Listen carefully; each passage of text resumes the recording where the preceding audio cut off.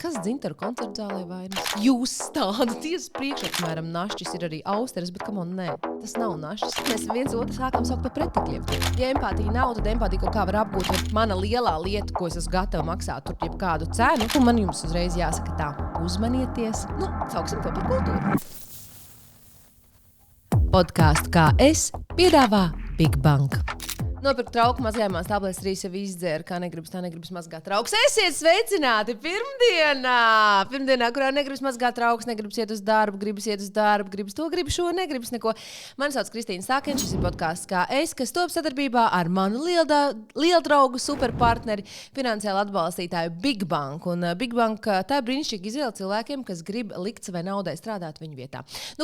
Pirmdiena ir klāt, tas nozīmē ko? Tas nozīmē, ka, jāapkopo kaut kas ar tevi, kas ar mani ir noticis, un tā kā jāieslēdz atkal iekšā tas iekšējais novērotājs procesiem, lietām, vietām, cilvēkiem, notikumiem, kas ar tevi man ir notikuši šajā aizvadītajā periodā. Šis ir podkāsts normāliem cilvēkiem, starp citu, un no katrs normāls cilvēks atstāja kaut kādu nospiedumu aiz sevis. Tāpēc es tagad lūdzu atstāt nospiedumu aiz sevis, nospiest subscribe, ierakstīt jau kādu komentu, uzrakstīt vienkārši čau, Kiki, nošēro, padalies ar saviem draugiem, palīdz šim podkāstam sasniegt ar vien jaunu sausu un klausītājs, jo runā tautā, ka tas esot labs. Kādā tautā? Es biju Baltijā piknikā, man pienāca klāt Magnus Eriņš teica, ka man superīgs podkāsts un foršs formāts. Ja? Es biju Zviednieku svētkos, man arī pienāca klāt vairāk cilvēku teica, ka foršs podkāsts. Vismaz 3 cilvēki man pienākuši klāt aizdītajā nedēļā un pateikšu, ka foršs podkāsts. Es ticu, ka jūs arī to esat sapratuši. Un vispār, ziniet, kas ir? Es sapratu, ka man podkāstu fragments klausās vismaz 50,000 cilvēku. Jūs stādaties priekšā. Tas ir cik? Tas ir tā kā es esmu pārdevusi 4 arēnas, neesmu neko pārdevusi, bet teorētiski varētu mēģināt. Tad, kā mēs šonedēļ vispār par ko mēs vispār runāsim, ja? Es domāju par to, par fokusu dzīvē. Ja? Man ar to fokusu viss kaut kas ir gadījies, nav gadījies, bet ir tādi cilvēki, kas no rīta pamostās, un viņi tādās hiperfokusā. Ja? Viņi vienkārši jau 5 no rīta jau taisa presītes, lasa Senekas vēstules, tur citē kaut ko bībeli, taisa jau storiju, noskrien jau 5 kilometrus, visu kaut ko dara. Viņi vienkārši super motivēti cilvēki. Es pat zinu vienu čalis, ap citu, kas palīdz man montēt šo podkāstu, kas 12 naktī hito džimu, ja iet uz džimu kačāties. Viņam ir 2 bērni, viņam daudz darba, nav laika, bet muskuļi jātrenē. Un viņš to dara pusnaktī. Varbūt tu esi tāds, kurš pēc pamošanās atpūšas. Es atpūšos pēc pamošanās. Man vajag tā kā integrēties dzīvē, vēlreiz integrēties dienā, saprast, kur es gulēju, ar ko es gulēju, kā man iet, kas man jādara. Protams, man ļoti garš šis integrācijas process nesanāk, jo blakus ir todlerīts, ja, kurš tā kā māmu piena, māmu ejam, māmu skrienam, māmu čurāt. Integrācija man tur tā kā ilgst 1 minūte, bet pamīļoties, ja var no rīta var, un apcerēt, saprast, kas ir jādara. Un ir arī normāli cilvēki, tādi cilvēki, kas vienkārši uzliek modinātājiem pamosts, ja vienkārši iet dušā, viņi tā vienkārši dara visu tā secīgi, kārtīgi, viņi pat uzcep 3 solas, obligāti 3 solas jāpēd no rīta, ja? Avokādo maizi sagriež smuk, tādā šķēlīties, uzliek uz šķīvīšu un ēd, vienkārši harmoniski pēd brokastu, viņiem ir ieplānots arī 40 minūtes aizbraukt līdz darbam, ja? Tad viņi ir 15 minūtes ātrāk, viņi tā kā integrējas darba vietā, izdzer kafiju, atpūšās, ja? Ir arī tādi cilvēki, pilnīgi normāli cilvēki. Ja tu tāds nezinu, tad vienkārši jāpiestrādā. Man arī, kas vēl normāli cilvēki? Normāli cilvēki sēņo. Jā, normāli cilvēki sēņo. Ja nav bildes ar gailenītēm vēl ielikts Instagramā, ja vēl neesi salasījis pilnu groziņu, ja vēl neesi bijis melnītēs, upinītēs, tavu saldētavu nav pielādēta ar zemnītēm, melnītēm, visādām tur pārējām elītēm. Tad kas pa vainu? Ko normāli sēsi? Runāt par sēnēm, es gribu teikt, ka es esmu atgriezusies uz tām, jā, es aklās uzsādusies sēnēm. Tāds ir, ko tur nevar darīt uzturu bagātinātāji, nekādā ziņā neaizstāja pilnvērtīgu uzturu, bet vismaz prātu fokusu un tādu iekšējo ģēniju sevi es cenšos atmodināt ar Lion's Mane un Reishi. Ja, Lion's Mane ir tāds sēņu ekstrakts, ko ražo Latvijā Šrūmījums, un es negribu teikt, ka viņi man palīdz ātri runāt, bet kaut kādu fokusu viņi man dzīvē palīdz noturēt. Savukārt Reishi, nomierina man to nervu sistēmu, jo iedomājieties, ja es tā burbulētu un varbūt, kad es eju gulēt, neviens apkārt man nebūtu laimīgs. Ja? Tāds, es jums varu parādīt, ja? Es integrētu bišķīt reklāmas un produktus, jo kaut kā cilvēkam ir jādzīvo. Reiši, Lion's Mane ar kādu stakeni priecājieties un neiet uz mežu, vienkārši iet Šrūmījum LV un nopērciet arī sēnes. Tad, ja jau es sāku runāt par to, ko es ēdu un sēnes ēdu pēc brokastīm, tad paturpināsim ar vietām, kurās ir vērts vai varbūt nav vērts doties un maksāt tik daudz, cik ir jāmaksā, lai pēstu. Kā es ēdu? Nu, kur tad es esmu pēdus aizdītajā periodā? Nu, visu kaut kurus esmu pēdus. Un es gribu sākt ar tādu karstu dienu, viena diena pirms atklāšanas. Baitumī ir tāda vieta, jauna atklāta krasta ielā. Ļoti skaists interjers, par interjeru uzreiz dodu 10. Tur var forši nolikt arī mašīnu, protams, par maksu. Bet tāda ir tāda fancy maizīšu vieta. Es par to biju dzirdējis jau kādu laiku atpakaļ. Viņi bija kaut kur Avotielas rajonā, tur es netrāpīju. Ja? Bet tagad es trāpīju tajā krasta ielā pirms atklāšanas. Domāju, nu labi, aiziešu uz to fancy vietu, kur var dabūt fancy tostermaizi pa lielu lati. Nu, es arī tur devos un pasūtīju tiešām vistas tādu kraukšķīgu vistas sandviču. Manuprāt, viņš maksāja kāds 9 eiro. Bet kur tad slēpās lielais bet, ko es gribu pateikt? Un tad es domāju, nu padzeršu ūdeni, padzeršu vēl kaut ko. Zin kā, nav ko pusdienās triek lielo naudu, vai ne? Tu vienkārši gribi apēst maizīt, kaut ko uzēst. Man saka, varbūt jūs gribētu mūsu rabarberu kvasu, mēs paši taisam. Jā, ok, gribu rabarberu kvasu, ļoti skaista glāzīt, ekscelenta glāzīt, tādā vīna glāzītē, tad vielēsim 50 ml rabarberu kvasu, kačing pie kāsas 7 eiro. Zin kā, es neteikšu tā kā, nē, nu tagad es nedzeršu to kvasu, lai viņu atpakaļ tajā mucā. Nu, protams, es viņu izdzēru un tā. Nu, bija garšīgi, vai es maksātu par maizīti 9 eiro. Nu, es nezinu, man liekas, ka tai maizītei, ja viņa maksā tik, viņai jānorauj galva nost, vai ne? Galvu viņa man nenorauj, kā redzams, vēl ir uz pleciem. Bija ok, bija garšīgi. Es nākamreiz tu neēdīšu maizītes, došu iespēju kādam citam ēdienam. Bet citādā ziņā, jā, aiziet interjeri tiešām brīnišķīgs. Nu, viena vieta, kur es vispār nekad dzīvē neesmu vīlusies, ir Mimoza. Tas ir klusajā centrā, tur netālu no Skonto, man liekas, tā futbola stadiona. Un Trentīnī tur blakus uz tādu stūrīšu, tur tiešām ir gan brīnišķīgs interjers, viss tāds kokā smuki.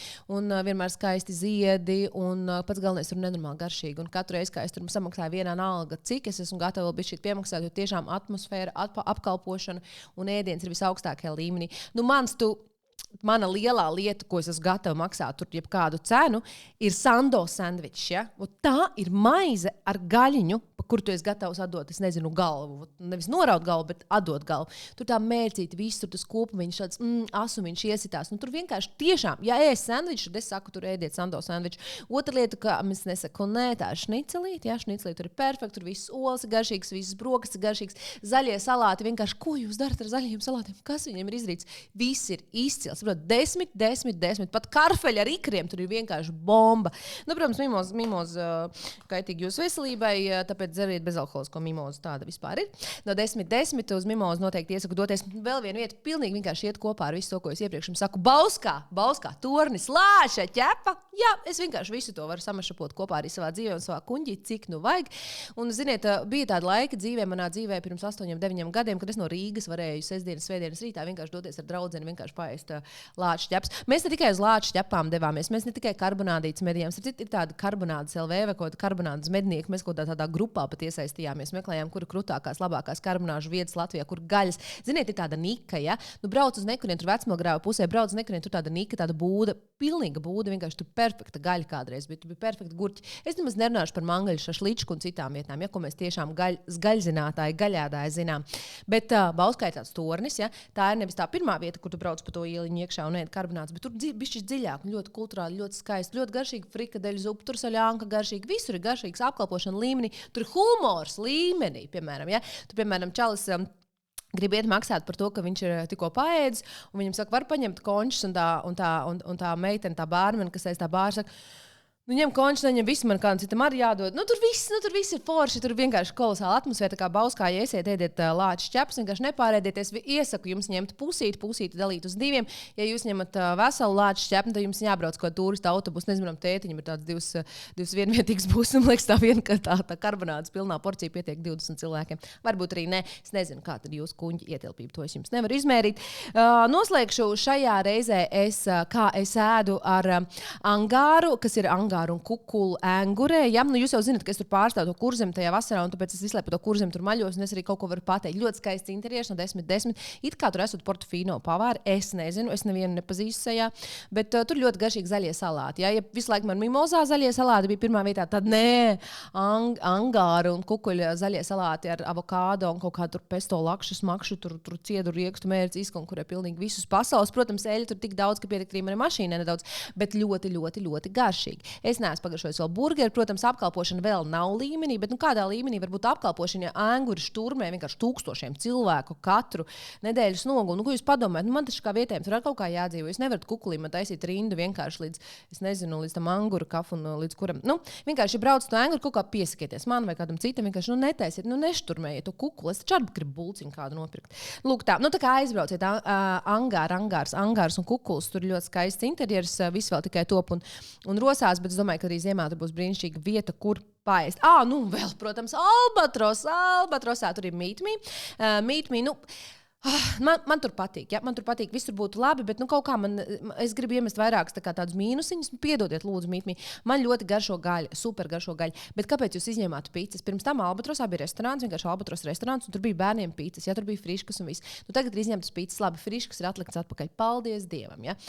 Bija ļoti garšīgi, mēs arī diezgan labi paēdām, bija garšīgs steiks, jo tā ir steiku vieta, ja? Un tā ir tāda fancy vieta, varētu teikt, mežā ar skatu uz Roņu salu, vai ne? Tā, kas mums nepiedara. Ēdiet veseli, ko es jums varu teikt? Ēdiet veseli, mēs turpināsim turpināsim kulturalizēties ar kultūras sūkli. Kultūras sūkli šajā nedēļā piedāvā MySkin, skaisto mājaskalnu ielā 33. Ja jūs domājat, ka es labi izskatos, protams, ka es labi izskatos, tāpēc, ka es uzliku to Algoderm jauno masku, vai ne? Un tā maska palīdz nomaskēt visas manas iekšējās nepilnības, kuras cenšos noslēpt arī šajā podkastā, tāpēc mēs tagad ar kultūras sūkli turpināsim. Es par kultūras sūkli gribētu sākt ar tādu svaigu gaisa malku, proti parunāt par ziediem. Piemēram, šos ziedus Baltijā piknikā vienkārši savācu no Akvilas stenda, jo Akvila man bija uzaicinājusi Balto pikniku, par kuras arī parunāšu šajā podkāstā. Un es viņiem teicu, ka es rīt rakstu podkāstu, iedodiet man kaut kādu pušītu fonā uzlikt. Nav smuki? Nē. Ir smuki, vai ne? Kāpēc es teicu, nav smuki? Ir smuki. Nav slikti. Es gribēju teikt, nav slikti. Un es paņēmu to pušītu. Man arī jāpadzerās, tāpēc, ka es pirmkārt uzskatu, ka ūdens tas ir svarīgi ne tikai zivīm. Otrkārt, šodien jūtos kā rudzupuķa. Rudzupuķa ir negāzētā versija, magonīta ir gāzētā versija. Jo magoni ir tāda sarkana karstsinīga loģiski, kad šodien es gribu būt rudzupuķa.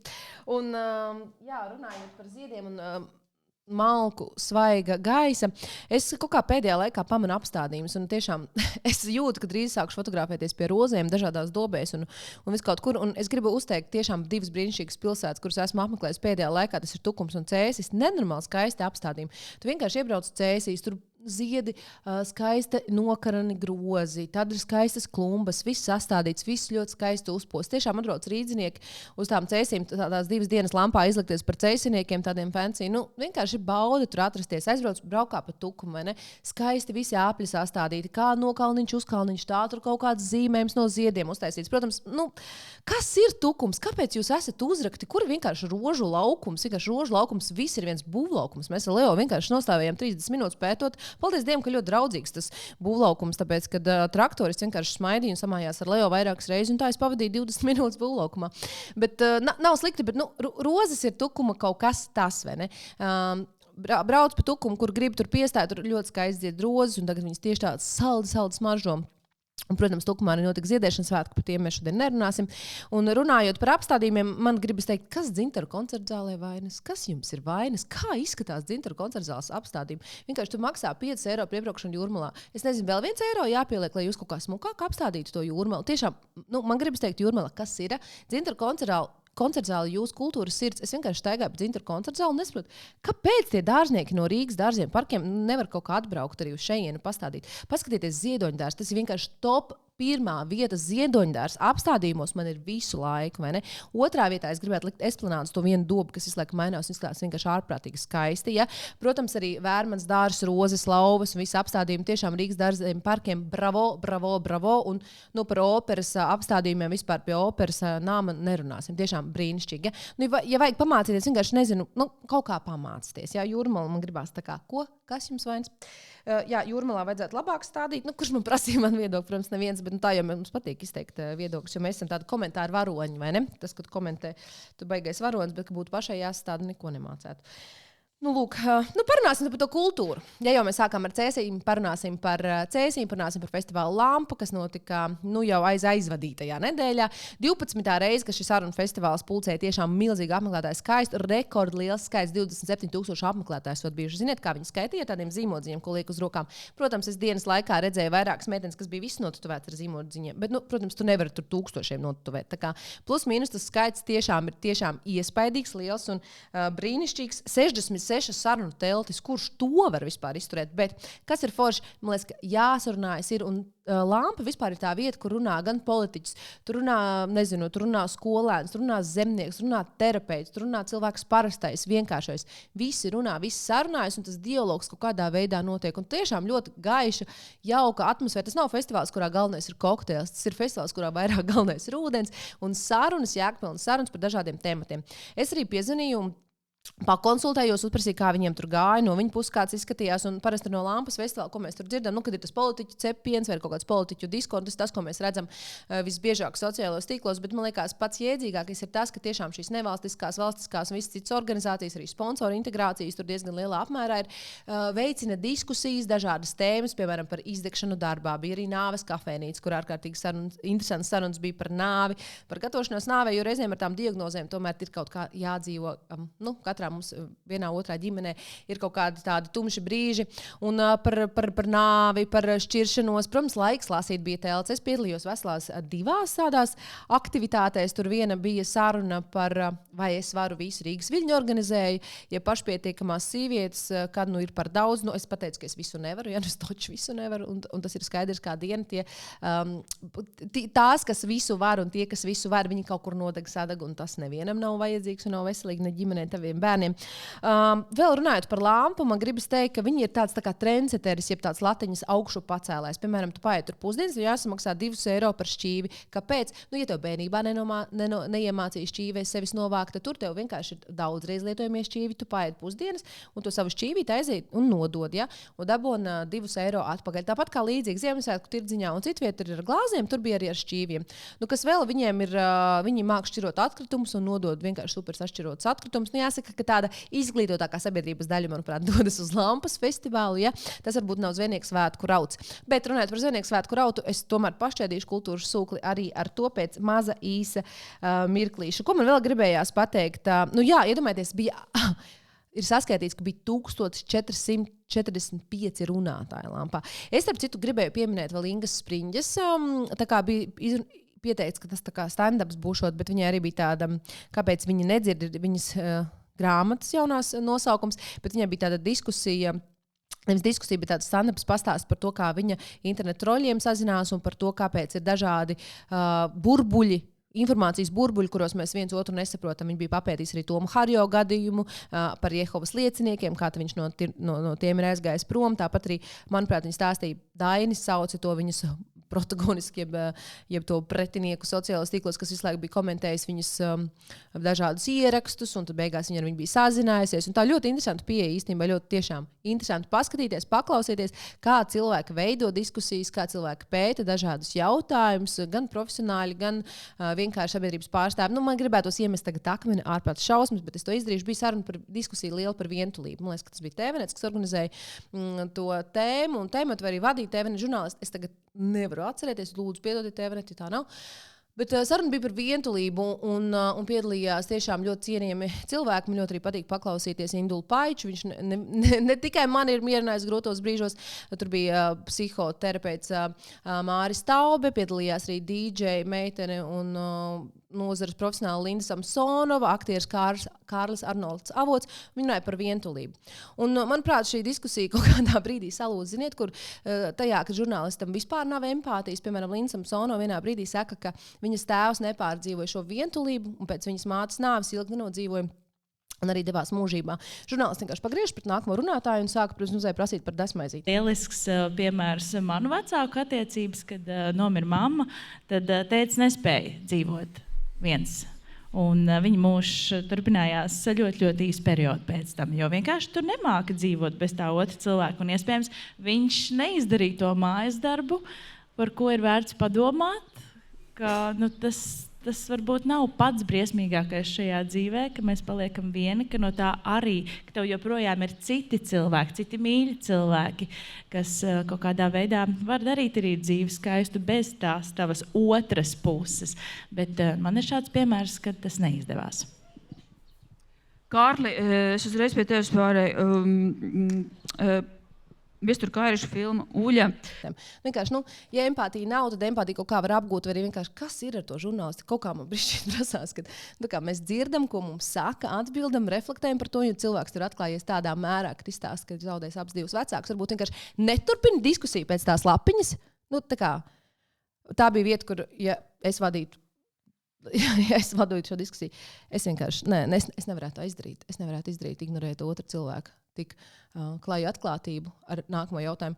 Lampa smuki deg? Jā, lampa smuki deg. Man jau kaut kas slikts arī apsaka, vai ne? Vai arī kaut kas, ko es patiesībā domāju. Lūk, un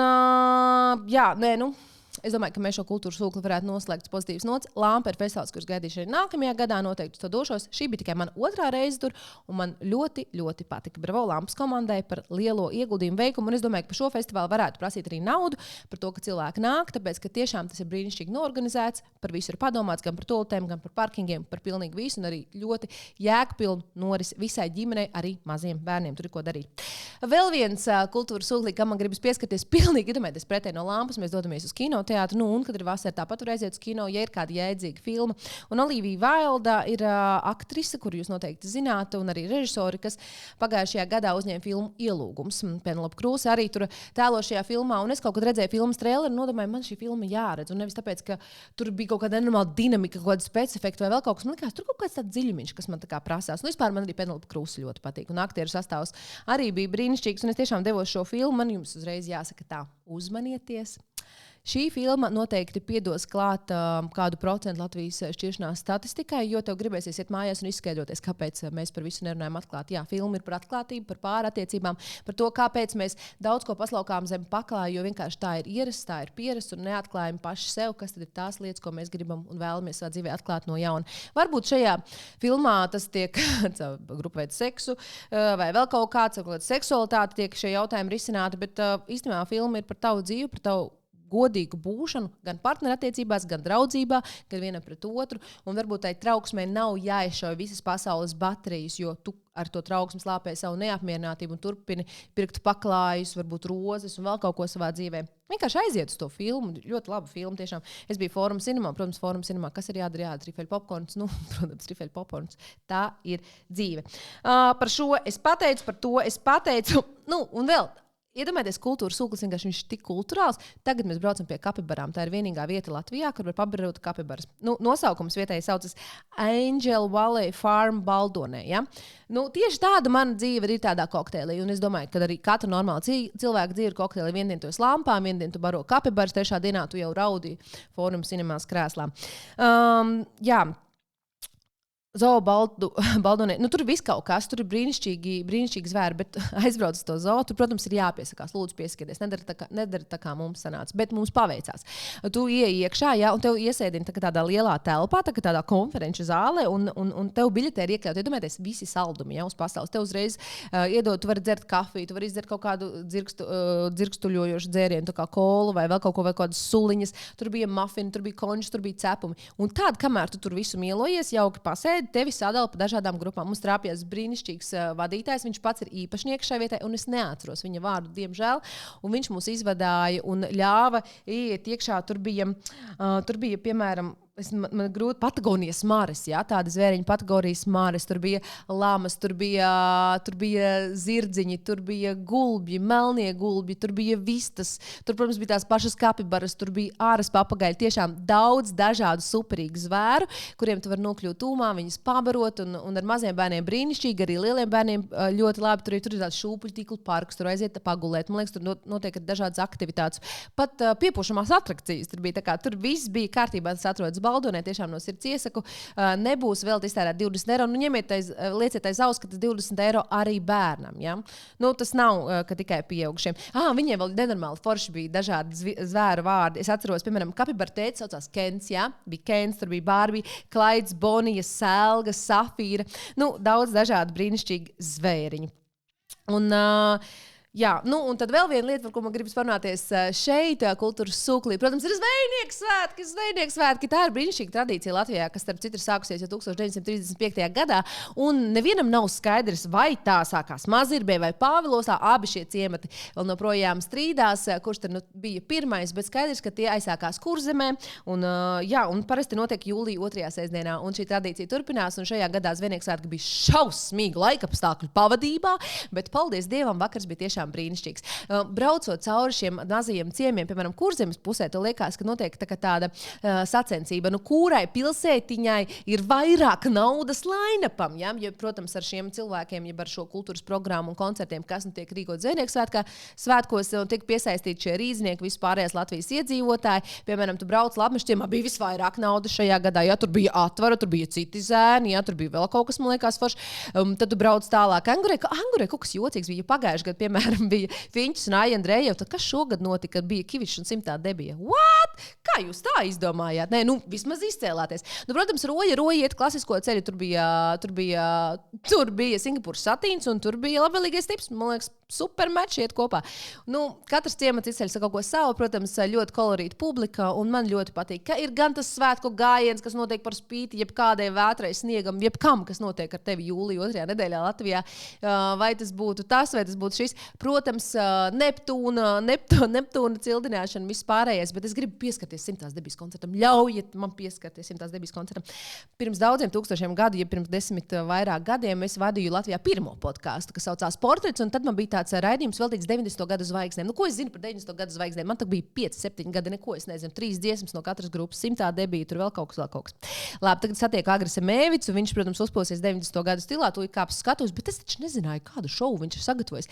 Man reāli bija iespēja nokļūt pagātnē, tagadnē nokļūt pagātnē, proti savu vecāku 30 gados, jo uz skatuves, tātad koncerts ilga noteikti ilgāk nekā stundu 30, manuprāt, ilga koncerts. Es izturēju veselu stundu, jo vienkārši bija vēls, ja? Un vēls normāli cilvēki iet gulēt. Un koncertā bija 8 dejotāji, kas mainījās ļoti dažādi. Viņiem bija vismaz 4 tērpi, katram brīnišķīgas 90. gadu kustības, visas dziesmas, ko es nezinu, un 3 es zināju. Nesaprotu, kādēļ šaubījos, jo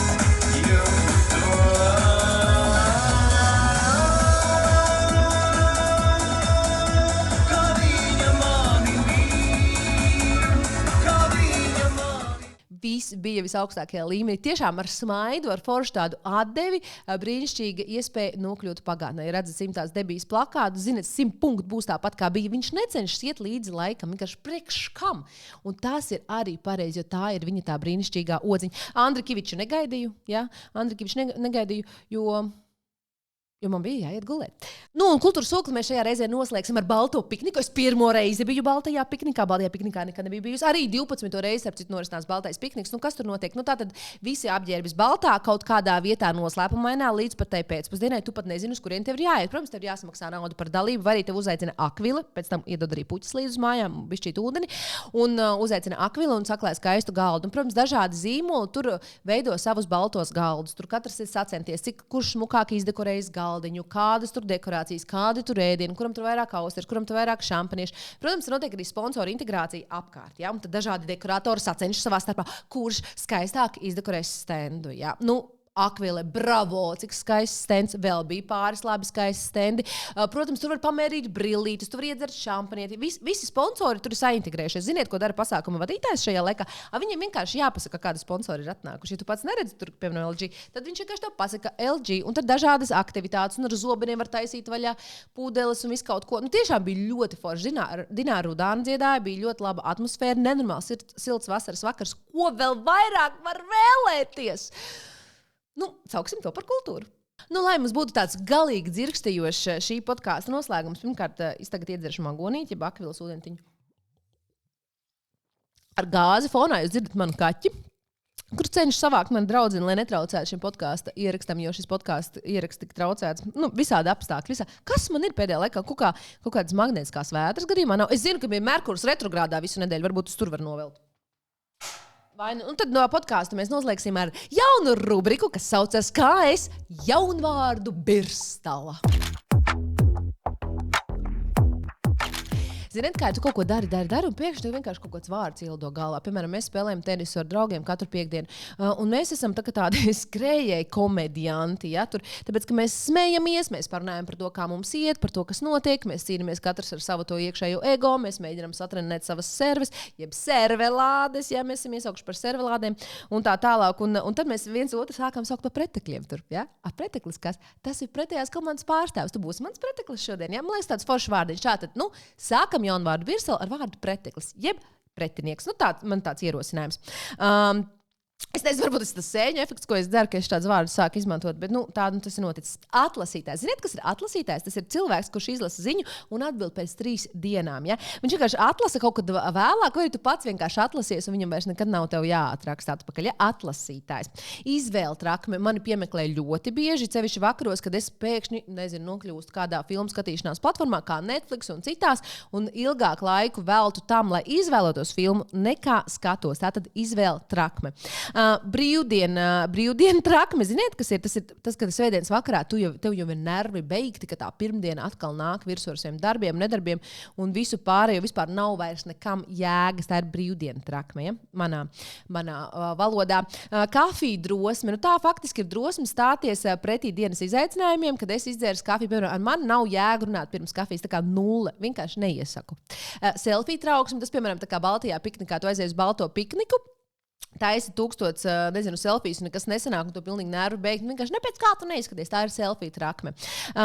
Komentāru varonis. Tas ir cilvēks, kurš internetā atrisina visas pasaules problēmas. Ja? Viņš ir varonis tikai komentējot. Ja? Viņš atrisina tur visu, zina visu, bet dzīvē tur nekādas jēgas no tā komentāra varoņa nav. Pārdomu duša. Tā ir duša, pēc kuras tu pēkšņi atrisini visas dzīves problēmas. Varbūt vienkārši ir jēga kādreiz iet pārdomu dušām.